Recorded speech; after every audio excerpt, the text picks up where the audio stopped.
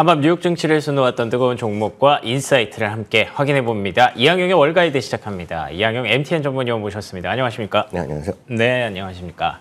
오늘의 핫스탁 세 가지 준비되어 있습니다. 첫 번째 핫스탁 열어보도록 하죠. 세일즈포스입니다. 더 이상 성장주가 아니다라는 얘기가 좀 나오고 있어요. 나쁘지 않은 실적이 나왔는데도 주가가 좀 밀렸거든요. 매출 전망치가 유지된 것이 좀 아쉬웠다라는 얘기가 좀 있습니다. 그래서 더 이상 성장주로 볼 수 없다는 지적이 나오고 있는데 어떻게 보셨습니까? 네, 맞습니다. 수치로 보면 매출과 이익이요. 예상보다 조금씩 더 좋게 나온 건 분명한 팩트가 네네. 되겠습니다. 이익 전망도 상향시켰습니다. 다만 이제 매출의 기존 전망을 그대로 유지했는데요.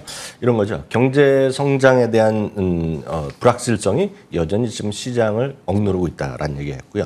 그런 상황에서 자신들의 입장에서 보면 이런 상황에서 불확실한데 공격적인 가이던스를 제시하기는 어렵다 얘기했거든요. 이런 것들이 좀 시장에서는 약간 실망감으로 나타났다고 보셔야 되겠습니다. 다만 늘 이런 마크 베니오프의 그가 운영하고 있는 세일즈포스의 저희 회사의 문화라는 게 있거든요. 회사에서는 거의 대부분은 이제 보수적으로 얘기하는 거 있는데요. 이번에도 딱 그 정도라고 발표했다고 보셔야 되겠고, 이 회사 항상 실적 발표한 이후에 주가가 약간 좀 쉬는 그런 경향이 있었습니다.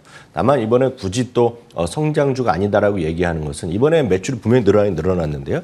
이 매출의 성장률이 2010년 이후에 최저로 떨어졌습니다. 그러니까 그런 걸 갖고 일단 성장성이 좀 둔화됐다라는 지적을 하는 것도 일견은 분명히 의미 있는 그런 지적이 뭐 틀린 건 아니라고 보셔야 그러네요. 되겠습니다. 다만 이제 이 회사에 대한 평가는 약간씩 다를 수 있겠는데요. 일단 마크 베니오프의 CEO가 이번에 오늘 이런 얘기를 했습니다. 여러 가지 긍정적 얘기, 부정적 얘기도 있지만 시장의 관심은 온통 AI거든요. 그리고 아시다시피 이 회사도 기업형 AI에 대한 플랫폼에 대한 개발 이런 것들에 대해 여러 번 얘기를 했었고, 이걸 이제 출시를 한 거라고 얘기하고 있는 하반기 출시를 앞두고 있는데, 그에 대해서 구체적인 어떤 성장, 얼마나 돈을 벌겠다 뭐 이런 얘기를 이번에도 제시를 안 했고요. 예. 시기가 언제 특정일을 제시하지 않았거든요. 이거에 대한 실망감은 분명히 있었습니다. 다만 자사주 매입은 21억 달러를 지난 한 분기 동안 했는데요.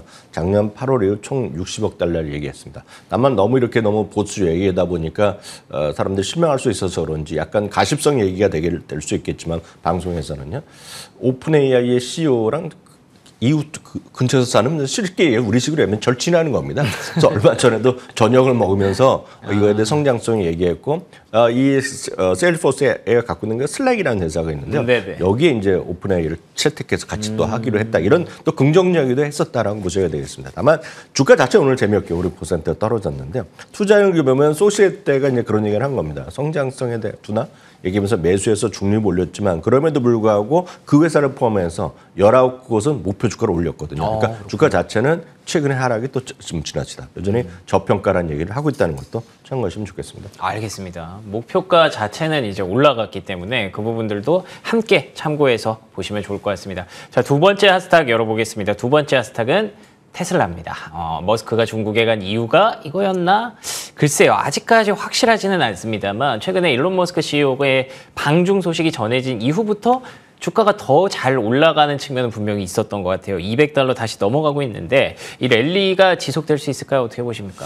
최근 들어서 시장을 주도하고 있는 소위 탑 클래스 주식들이 다시 좀 시장을 좀 앞장서고 있는데, 그중에 하나가 테슬라 다시 200달러를 넘어서면서 연중 최고가에 또 바짝 다가서는 그런 모습입니다. 참고적으로 연중 최고가는 금년 2월 달에 있었던 214달러니까요. 7달러만 더 올라가면 연중 최고가는 일단 회복할 수 있다라고 보셔야 되겠습니다. 중국에 대한 것은 여전히 가장 중요한 기업 중에 하나임에 분명하다라고 보셔야 되겠고요. 한번 말씀드린 기회가 있었지만, 중국에서 리오픈이 본격화된 해에 제일 먼저 날아간 사람은 팀 쿡이었습니다. 기억하실지 모르겠지만, 그리고 이제 이번에 협력사도 만나고 뭐 외무장관도 만나고 해서 만났다는 것이 테슬라에 오늘 일론 머스크가 갔다 온 거가 되겠고요. 이번 주 또 2명의 주요 인사가 갑니다. 하나가 JP모건이 가고 스타벅스의 CEO가 가거든요. 그래서 중국과 미국에 뭔가 좀 헤비 무드가 있지 않느냐는 얘기를 바이든 대통령도 한번 했었는데요. 그런 것도 한번 시장에서 어떤 영향을 미칠지 한번 보시는 것도 주목해 볼 것 같고요. 월가에서의 테슬라에 바라보는 시각은 크게 바뀐 거 없습니다. 지금 실적 발표 이후에 알다시피 실적의 눈높이를 약간 못 맞춘 것도 좀 있지 않았습니까? 가이던스 이런 것 중에서. 그렇지만 전체적으로 보면 실제로 일제히 목표 주가 하향한 이후에 큰 변화 요인은 없었다라고 보셔야 되겠고요. 그럼 이제 재고 상황에 대해 재고와 일단 주문 상황에 대해서 걱정을 하시는 분이 많은데요. 모델 3는 여전히 재고가 조금씩 올라가고 있고요. 그리고 실제로 보면 소위 그 주문 상황은 한 3개월 전 대비 지금 또 좀 늘어났다고 합니다. 전반적으로 보면. 그래서 그 시장 상황의 그 어떤 주문 상황이나 이런 것들은 큰 의미는 없어 보입니다. 여하튼 재고는 모델 3는 약간씩 올라가고 있지만 가장 많이 팔린 건 전 세계에서 단일차전으로 지금 브랜드로 가장 많이 팔린 건 모델 Y거든요. 올해요. 모델 Y는 지금 안정적으로 계속 하향세를 보이고 있고요. 모델 S도 이제 가격을 내렸다 올렸다 하지만 모델 S도 안정적으로 조금 재고가 유지되고 있다는 측면에서 보면 여전히 테슬라에 대한 걱정도 크게 뭐 자동차가 잘 팔리고 안 팔리고에 대한 걱정은 아직은 의미 없는 시대다라고 보셔야 되겠습니다. 반면에 이제 참고적으로 보면 루시드가 오늘 다시 66%가 급락을 했는데요. 어찌됐건 30억 달러 규모의 신주를 또 발행했습니다. 근데 이제 이 신주가 이렇게 큰 뭐 주가 뭐 워낙 저렴하게 있으니까 신주를 발행을 통해서 또 자금 확보하고 뭐 좋은 거 뭐 굳이 나쁘다고 해서 할 필요는 없을 것 같은데요. 문제는 이런 걸 추적하시는 분은 이제 많이 기억하실 텐데요. 딱 이제 불과 한두 달 전에요. 이 회사 이제 실적 발표했을 때 뭐라 그랬냐면 지금 운영 자금은 충분하다 그랬습니다. 아, 그래요? 예. 그럼 지금 다시 뛰고 신주 발행하고 그건 좀 문제가 있네요. 사우디뿐만 아니라 일반한 상대로 지금 한다는 거거든요. 제가 보기에 좋은 모습만은 아니다. 물론 자동차가 좋다는 것에 대해서는 저도 한 실물도 2번 정도 봤거든요. 좋죠. 다 멋있는데 그거랑 주가랑은 약간 다를 수 있다는 것도 참고하시면 좋겠습니다. 알겠습니다.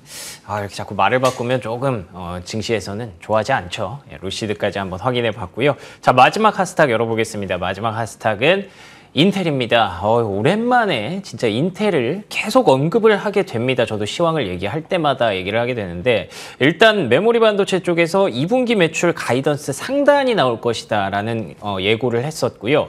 그리고 또 엔비디아 쪽에서 인텔 파운드리 뭐 가능성 열어놓고 있다 이런 얘기들이 합쳐지면서 최근에 주가가 올라가고 있는데 이제 좀 추세적으로 올라갈 수 있을까요? 어떻게 보십니까? 네, 인텔에 대해서 전 개인적으로 선호도를 갖고 있지 않습니다. 저는. 그렇지만 인텔의 주가는 워낙 많이 떨어졌다가 최근 들어서 주가가 뭔가 반등의 모멘텀을 잡고 있는 거면 우리가 인정해야 되거든요. 그럼요. 그럼 이제 그럼 인텔이 어떤 일이 벌어졌는지 그동안 4, 5년 동안 계속해서 주가가 흘러내려갔고 인텔이 의외로 주가는 성장성은 없지만 그래서 일부에서는 배당에 좋다 뭐 이런 얘기까지 할 정도로 인텔의 어떤 그 사람들이 바라보는 것이 많이 바뀌어 있죠 지금은. 그러네요. 네, 불과 4, 5년 전 6, 7년만 하더라도 컴퓨터 하면 인텔, 인사이드의 그 소리까지 기억하시면 많으실 것 같습니다. 여러 번 제가 인용해드렸는데 홈쇼핑에서 광고할 때 보면 그 쇼호스트가 인텔의 그 소리를 강조했고 이건 다른 게 아니라 그 당시에는 이제 다른 거가 AMD였거든요. 다른 게 아니라 세계 1위 인텔에 칩이 들어가 있다는 걸 강조했던 시기가 불과 4, 5년 전이었거든요. 그렇죠. 근데 그 이후에 도대체 왜 인터넷에 무슨 일이 있었는지 한 3가지를 주목해 보셔야 되겠는데요. 컴퓨터나 노트북에서 뭔가 모바일로 많이 환경이 바뀌어 있죠. 그러니까 많은 분들이 PC나 컴퓨터 쓰던 시기에서 요즘은 뭐 그 아이패드가 됐건 애플, 뭐 아이폰, 여러분 스마트폰, 뭐 스마트 태블릿 많이 바뀌면서 시대가 약간 바뀌었는데 그 시대에서 애플과 퀄컴으로 주도권을 약간 넘어간. 그런 느낌을 줄 수가 쉽지 않아 보이겠고요. 두 번째는 얘기해서 GPU 시장에서는 제일 먼저 들어갔지만 지금 난리 나고 있는 인텔한테 완전 완패했다고 보셔야 돼요. 엔비디아한테 완패했고요. 특히 핵심 CPU 시장도 바로 전에 말씀드렸던 인텔 인사이드에서 지금 라이젠이거든요. AMD 라이젠으로 바뀌었고 이걸 잠깐 익숙하지 않으신 분 여러분 주위에 전문분들 그 게임 하시는 분들 PC방 주인 하시는 분들 물어보시면 답이 게임에 나오는 거거든요. 딱 그런 부분에서 주도권이 상실했었는데요. 최근에 이제 애플이면 애플 그리고 AMD면 AMD 이런 쪽 뭐 협업 관계를 얘기하는 퀄컴 이런 협업 관계를 얘기하는 보도가 일부 있었습니다. 그렇지만 실제로 애플이면 애플 그리고 퀄컴 이런 쪽에서도 양사에서 그런 관련된 거에서 노코멘트를 하고 있기 때문에 그건 잘 모르겠고요. 아마 언론에서 그런 얘기를 한 쪽이 있었습니다.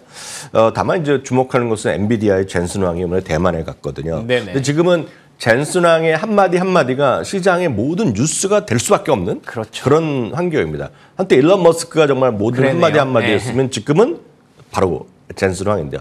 심지어는 젠슨왕이 대만에 가고 식당 가겠습니다. 식당. 예. 식당에 가면 당연히 유명한 사람이 오면 뭐 합니까 요즘에? 사진을 찍죠.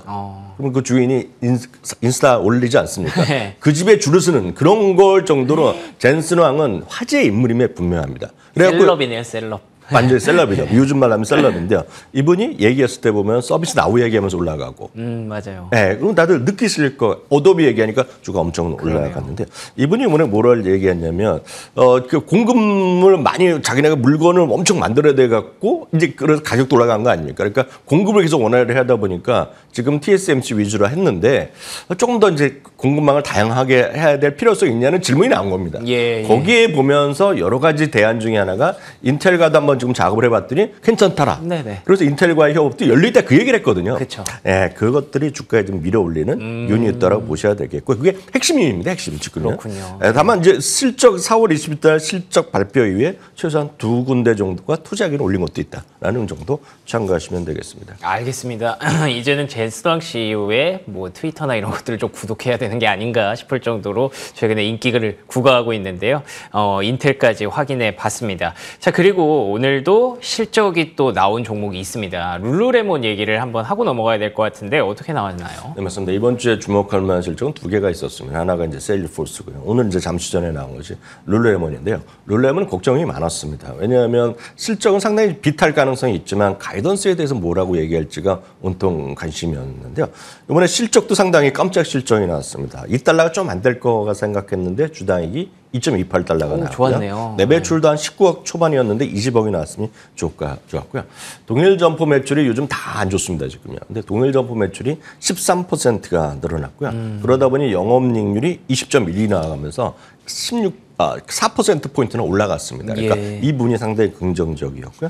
특히 지난번만 하더라도 중국이 아직 슬로우하다 얘기했고 그것은 다른 곳에서도 많이 일반적으로 얘기하는 것인데요. 중국의 의미 있는 성장세 그리고 운송 비용의 절감을 얘기했는데요. 가장 주목할 만한 것은 매출의 가이던스를 이번에 많이 올려놨습니다. 네. 그래서 기존 대비대 업하면서 이게 좀 좋아졌다는 핵심적인 요인이 오늘 주가의 시간에서 지금 4% 5%에서 지금 이 그림보다는 좀 더 올라가면서 좀 시간에 지금 현재 시간 13%까지 올라가고 있네요. 알겠습니다. 룰루레몬이 또 최근에 주가가 좀 흔들렸거든요. 그런데 이제 실적으로 입증을 하고 증명을 해내니까 바로 또 반응이 나오네요. 10% 넘게 급등을 하고 있습니다. 역시나 미국 증시는 거짓이 없습니다. 딱히 그냥 그대로 움직이는 것이 가장 큰 좀 매력 중에 하나가 아닌가 싶고요. 자, 그러면 이어서 인사이트 확인해 보도록 하겠습니다. 오늘의 인사이트 어떤 내용일까요?